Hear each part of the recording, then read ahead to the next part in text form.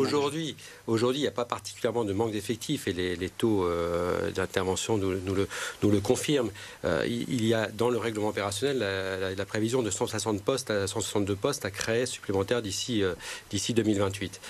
On a eu des contraintes financières dues à la loi de finances 2025 qui nous a ajouté 2,5 millions par an chaque année pendant 4 ans, qui nous ont obligés à déporter notre plan de recrutement. Donc aujourd'hui, oui, nous avions prévu d'en recruter 10 en février.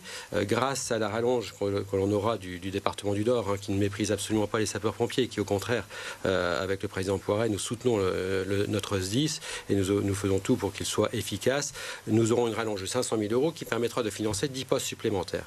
Nous essaierons aussi par des économies, une optimisation financière, de pouvoir créer 10 postes en plus, ce qui veut dire que dès février, nous créerons 30 postes supplémentaires de sapeurs-pompiers professionnels. Ça, c'est la première annonce qu'on avait déjà entendue un peu. Ça, c'est la première annonce.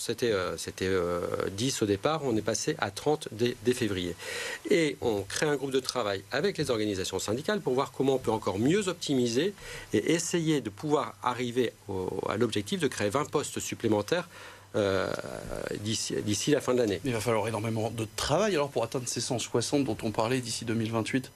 Oui, il y a du travail à faire. On est, j'espère, que le Beauvau de la sécurité, que le gouvernement nous parle depuis de nombreuses années, finira par arriver et nous donner quelques solutions pour les financements des SDIS. Parce que le problème des financements des SDIS n'est pas propre aux SDIS du Nord. Le problème des financements des SDIS est propre à l'ensemble des SDIS de France. Alors il y avait une problématique qui était bien propre aux SDIS du Nord, c'était le port de la Barbe. Cette fois, vous êtes revenu sur cette obligation. Le port de la Barbe, ça fait partie de ce groupe de travail qui travaille actuellement sur la toxicité des fumées. Et c'est un des points de ce plan. Mais vous êtes revenu dessus alors ?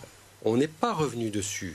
Le port de la Barbe, il doit être respecté dans le cadre du décret de 2015. Et donc, on continuera à dire que la barbe ne doit pas être portée, mais on reverra comment on écrit, c'est-à-dire quel genre de barbe. Ça peut être une barbe de 3 jours. Ça peut être une barbe de 3 jours, des choses comme ça. C'est là-dessus que nous reviendrons. Mais là-dessus, c'est de la pédagogie. Il s'agit de la santé des sapeurs-pompiers. C'est vraiment de la pédagogie, de l'explication, et il n'y aura pas de sanction. Ce qu'on veut, c'est de la pédagogie pour leur santé, pour leur bien-être. Donc, c'est pas quelque chose sur lequel nous allons sanctionner. Donc, on réécrira avec eux la chose. Mais la barbe, moi, c'est les constructeurs des aéries, des masques, qui nous disent que le port de la barbe est négatif pour pouvoir avoir une efficacité de l'appareil respiratoire. Donc, ça veut dire encore de longs échanges avec les syndicats à venir, peut-être plus calmes dans les prochaines dates. J'espère dans un bon dialogue social, parce que... Est-ce que vous craignez que cette tension avec les syndicats ne se poursuive malgré donc ces annonces? Ils le disent, ils l'ont dit dans le sujet d'Aurélie Calvo, le mouvement qui menace de continuer. Vous avez annoncé de nouveaux postes, on a bien compris, au moins 30 à venir. On a bien compris aussi que le port de la Barbe était en cours de négociation. Qu'est-ce que vous pouvez, vous, faire de plus pour essayer de... Mais on continue à travailler avec eux. On fait actuellement, on est en train de regarder sur les chaussons pour essayer de trouver les meilleurs chaussons. Et donc, il y a des tests qui se font dans les différents centres de secours.